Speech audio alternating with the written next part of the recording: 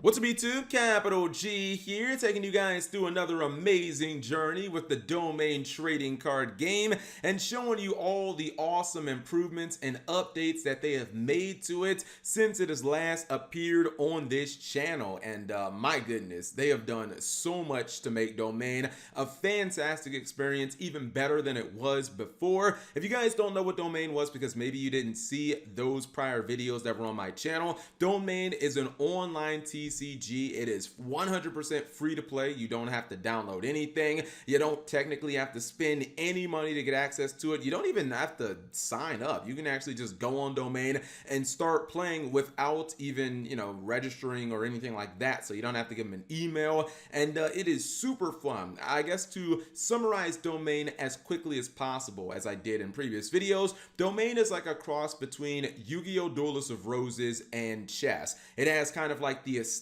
and a lot of the mechanics that are taken from, trading card games, ones like Yu-Gi-Oh! And Magic the Gathering and stuff like that. But it has the strategy elements, and it kind of has the board of something like chess. It's definitely a game that requires a lot of strategy and thinking, and they have made so many different improvements. The deck building is fantastic. It looks much better, and they've added so many new cards. You saw that one, Azrian. Azrian is actually an older creature, but now it's got some fantastic brand new artwork, and I am just one where I love getting alternative artworks for cards. Azrian is also just a really strong and good overall creature. Has a lot of great offensive potential. If he destroys something in battle, then he can actually move for a second time, which I had never seen anything like that. So that is absolutely amazing, the fact that he can move twice, because most of the creatures can only move one time. Now, you guys just saw I was showing you how you can get access to packs,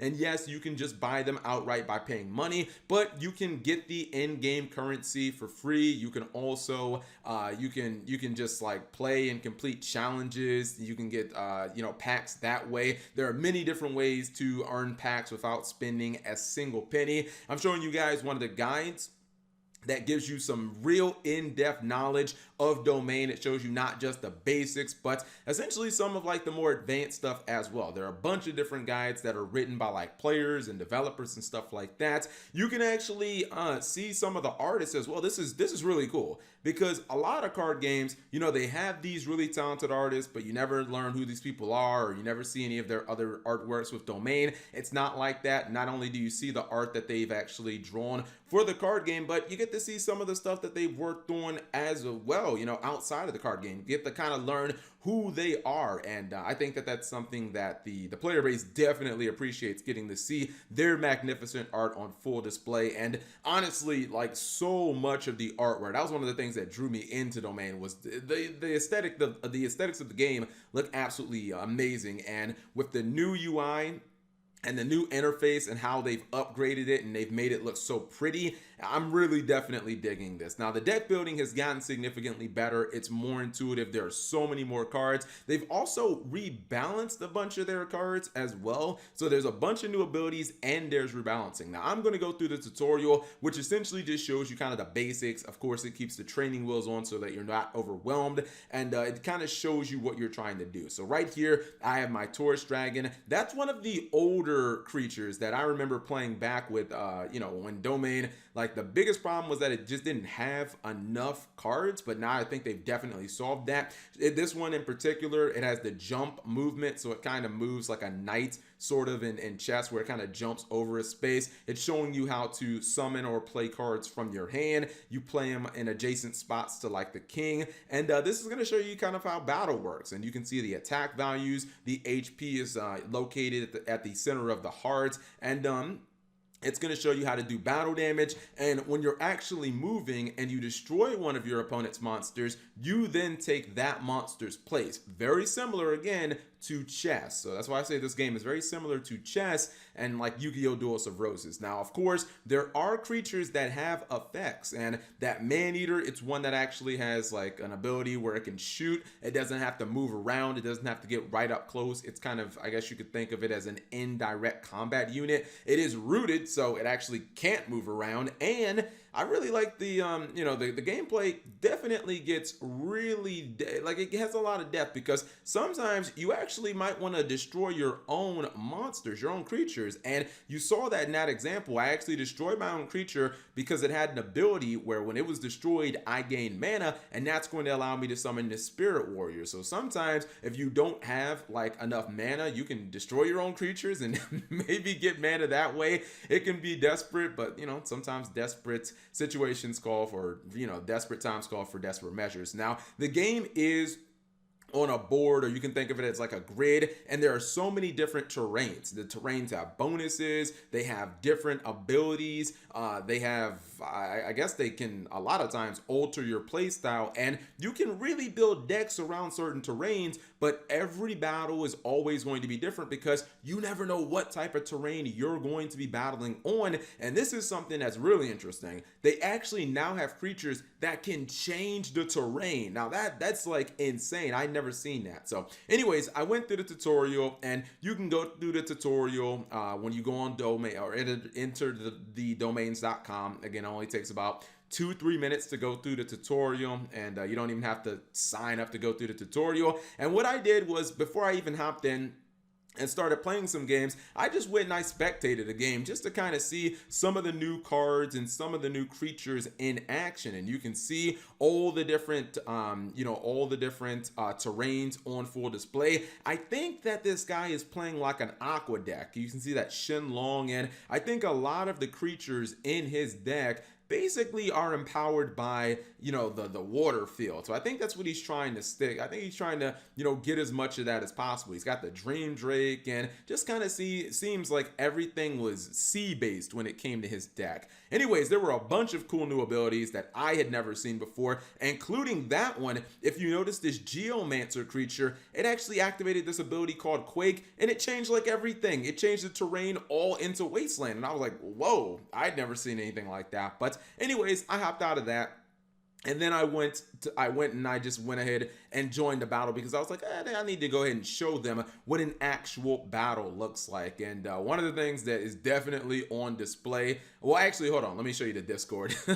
Because if you ever want to chat with, some of the other members of the community, you definitely want to go to the domain Discord, and all you got to do is click the link right there on the website. You get invited. But anyways, I'm going to play against one of the older decks. And one small issue that I did have with domain back in the day is that it just didn't have enough cards. I felt like it was just a little restrictive, but now they've added a ton. They've rebalanced things, and it's interesting because the new AI is so incredibly smart. It is so much better than it used to be. I feel like the AI was even playing mind games. So he took his king, his Chimera, and he moved it like right up.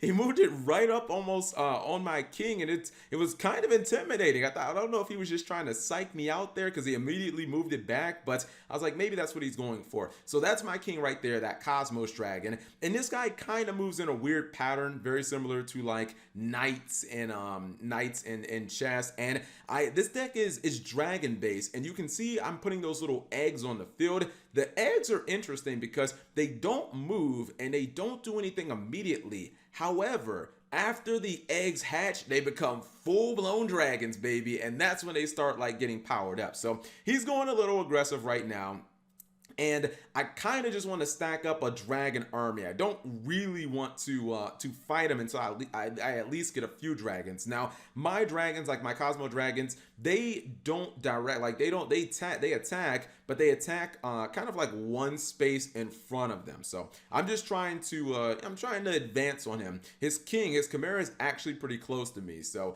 what I'm gonna start doing is I'm gonna start trying to act like I'm aggressive here, and he's actually going to start retreating. So this was kind of a bluff in my opinion. I didn't really want to go into battle, but he basically kind of he didn't call my bluff. I'm gonna summon another dragon egg, and in a turn, yes, you can see I went from 2 dragons to 3 dragons. So these babies are starting to hatch, and that's when the offense starts kicking in. Definitely like it. I would think if you're playing against this dragon deck, if your opponent starts putting some of those eggs on the field, you need to start taking those things out immediately, because when they hatch, they become these powerful Cosmo Dragons, and that's when you can start doing some damage. The what's it called? The AI is so much stronger now. Like, it's so much better. Even when I'm playing it on easy, like they know, like they actually know ways of attacking you and ways of stopping your formations, and they, more importantly, they know how to use the terrains to their advantage. Like, that's one of the biggest things you're gonna have to learn about Domain, is how to navigate on the terrain.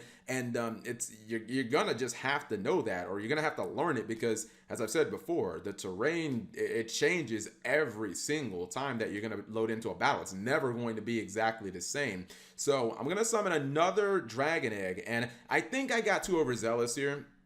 I think advancing on him was the right plan. I just think maybe I should have held my king back until maybe another one of those eggs hatched. I also think there was a flaw in my deck building, because I didn't put much mana production in here as well. That's another reason why I'm summoning the eggs, because they don't cost any mana. And my opponent, he has those gardens on the field. Those are giving him 5 mana every single turn. Domain is a mana-based game, and there are many ways of getting mana. Sometimes you can destroy your own creatures. Sometimes you can have creatures that just passively produce mana. There's many ways to get mana, but I just, didn't put any in my deck. So I am doing some damage to his Chimera, but I got way too overzealous. I'm gonna activate this Shockwave, and what I forgot was it kind of does damage to everything around it, even my own king. So my king is kind of locked in, and I was like, uh-oh, I think I'm done messed up, because my king is probably going to end up getting killed. He's going to use his mage, and he's actually going to heal up, and now he's going to end up taking my king out, and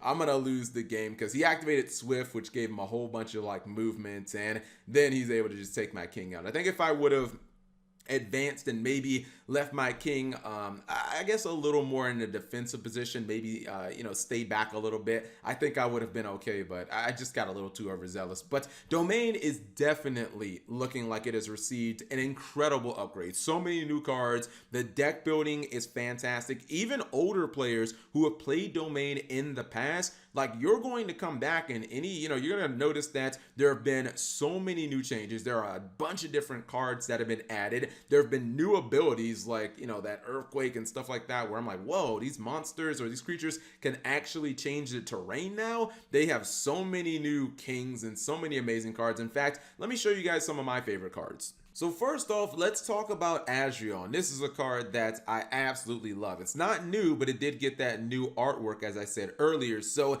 it looks fantastic. And honestly, the card is fantastic. You got 2 abilities on this guy, and I think that kind of makes up for the fact that it's not like the physically, it's not the strongest creature out there, but 2 abilities definitely is very good. The first one allows you, if it destroys a creature, then it can move again. Most creatures in this game can only move 1 single time in a turn, but this guy has like just supreme mobility, which is very important, at least to my play style, and it's definitely important to some of your more powerful creatures. Like, you don't want to just be losing them because they're locked in and you can't get them out of harm's way. This guy, you kill something and then it can actually move again. And then I like this. It's a little bit of a desperation ability, but it's still awesome. It says explode your own demon to attack all surrounding cards. So if you're really in a bind and you can't find some offense, you can basically take any one of your other creatures and convert that into offense. It's an ability that's, you might want to use just if you're desperate, but can definitely be good if you're in a pickle. Yeah, the Cosmos Dragon, this guy was awesome too, because it can actually, like, this one changes the terrain. It says it can attack any card at a distance of 1. So you got to be careful, like, your positioning really matters with this one, but more importantly, it can change terrain before attacking, and that again can be really good if you get the right terrain. It can really change the course of a battle. But there are so many different cards that have been added, so many different strategies that are now spawning from this, and I definitely think Domain has a promising future, man. You definitely got to check Domain out. Everything looks like it is just it's been improved. So yeah, definitely go to the Discord. It'll be in the description, and enter thedomains.com. Sign up today and start playing, guys.